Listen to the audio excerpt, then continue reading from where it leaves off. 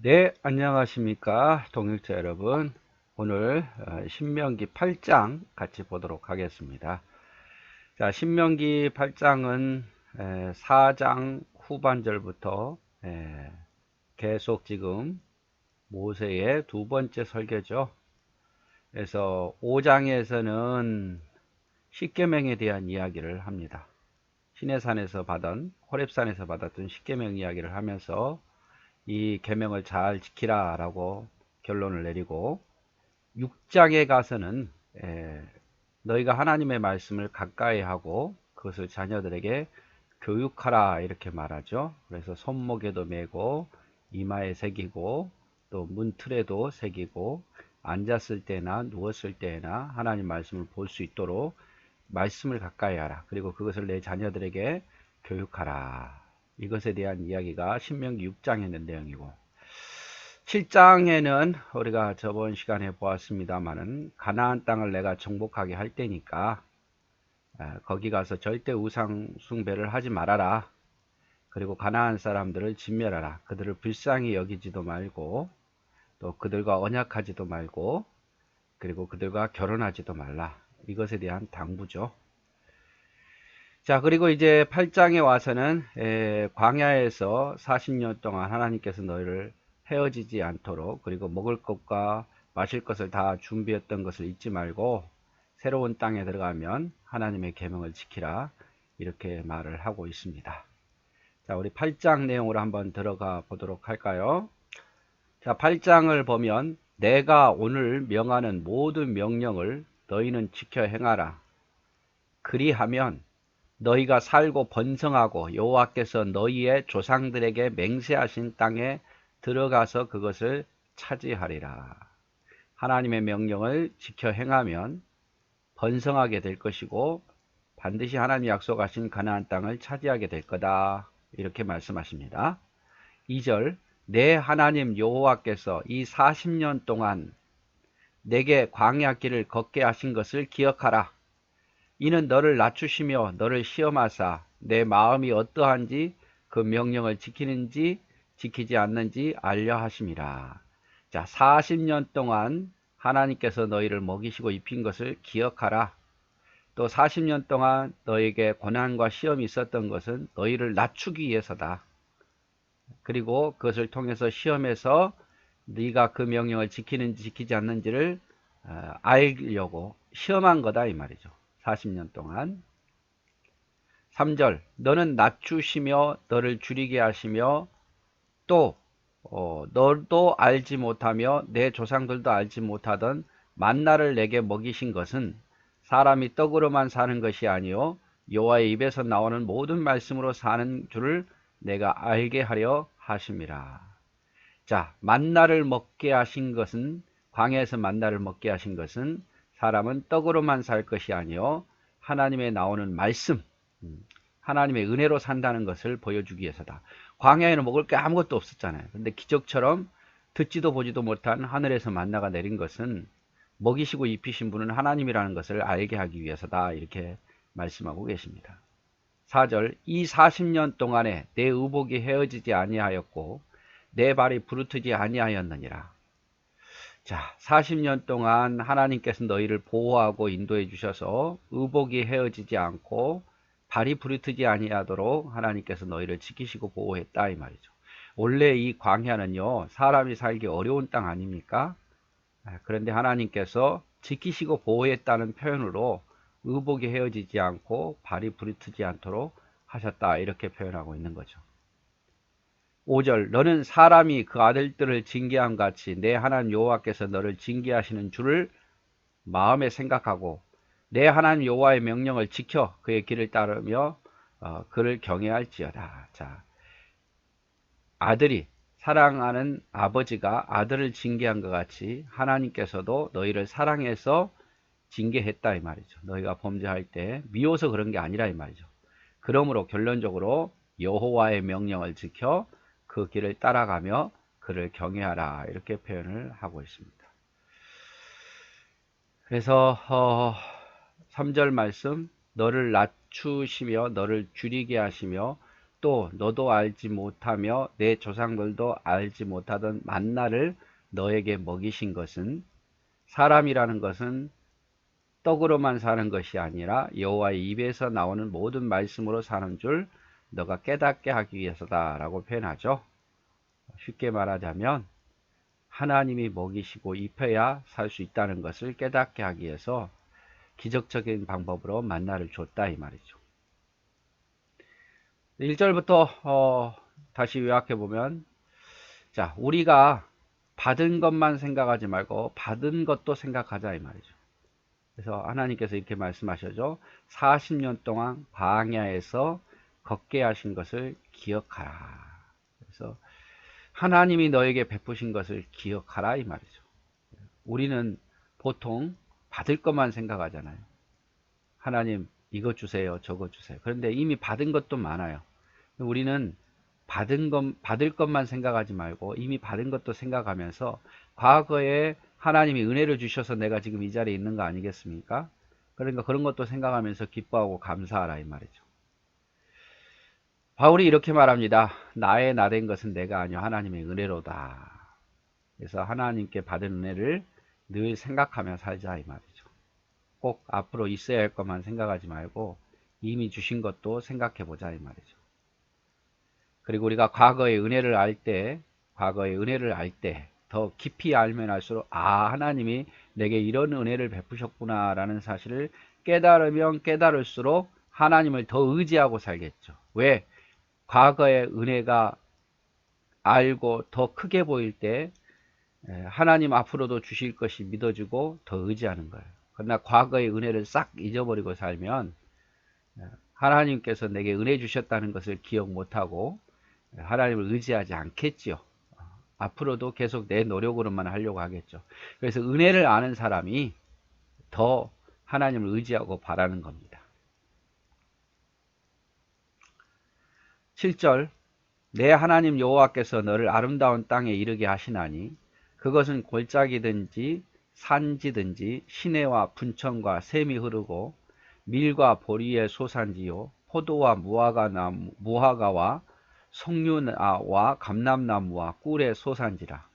내가 먹을 것에 모자람이 없고 내게 아무 부족함이 없는 땅이며 그 땅의 돌은 철이요 산에는 동을 캘 것이라.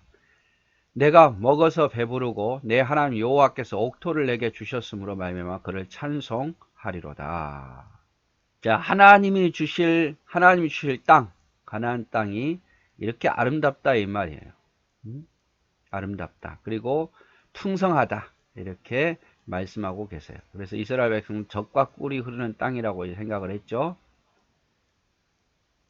내가 먹어서 배부르고 내 하나님 여호와께서 옥토를 내게 주셨으므로 말미암아 그를 찬송하라. 가나안 땅이 이렇단 말이에요. 그런데 실제로 가나안 땅, 이스라엘 땅을 가봤는데요. 다 여러분들에게 보여줄 수는 없죠. 일일이 사진으로 보여줄 수 없는데 이렇게 보시면 될 것 같아요. 이 강수량. 이 강수량인데 보통 우리나라가 뭐 1300, 1500 제가 그런 걸로 알고 있습니다만은 틀려도 이해해 주시고요. 우리나라 연간 강수량이.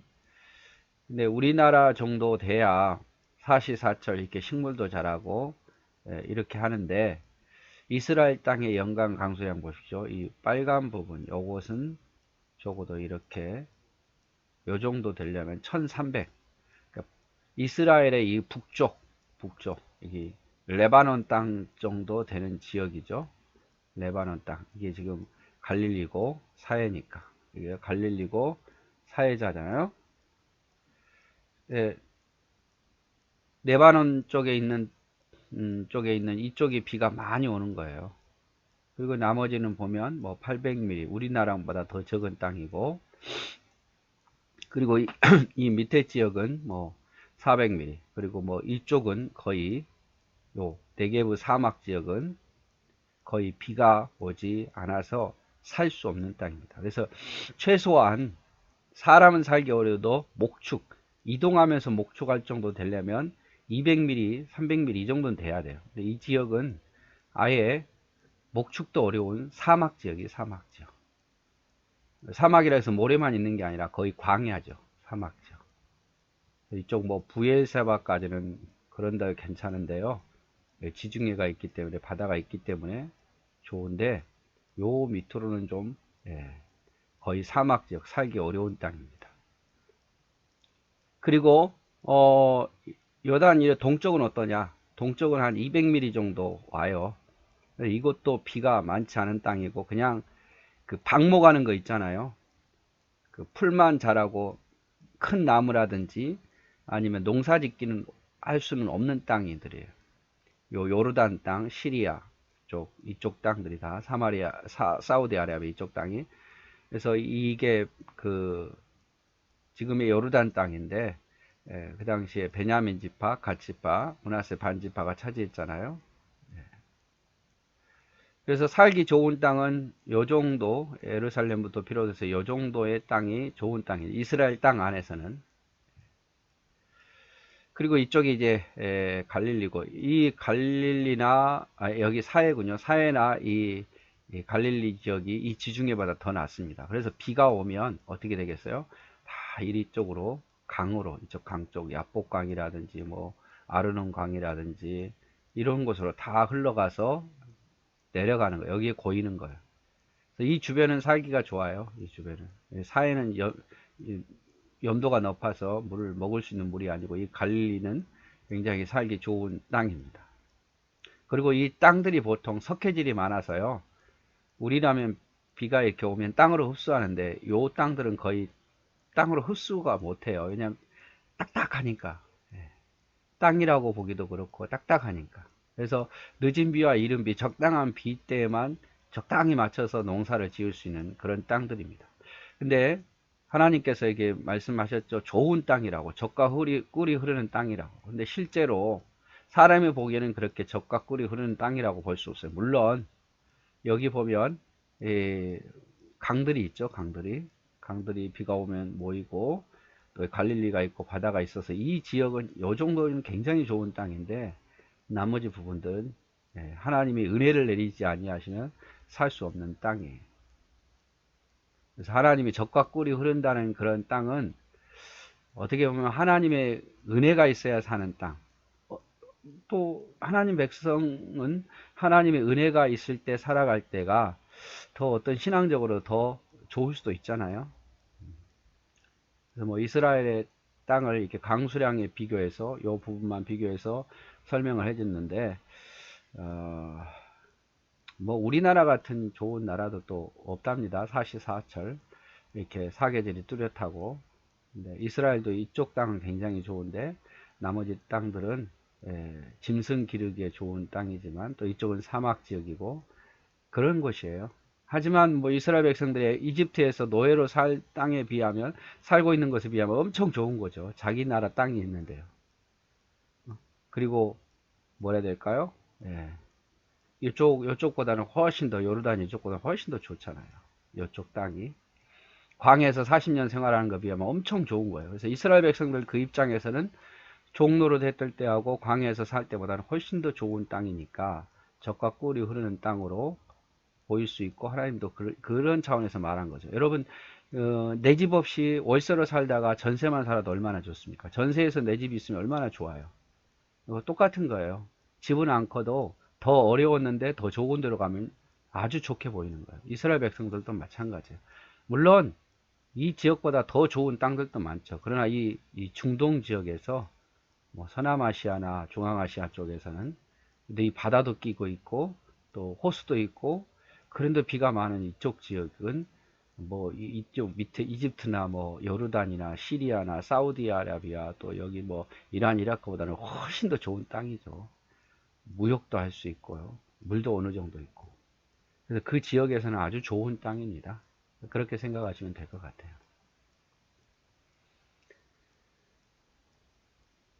자, 11절. 내가 오늘 너에게 명하는 여호와의 명령과 법도와 규례를 지키지 아니하고 내 하나님 여호와를 잊어버리지 않도록 삼갈지어다. 그래서 명령과 법도와 규례를 지키고 하나님을 잊어버리지 않도록 하라, 이 말이죠.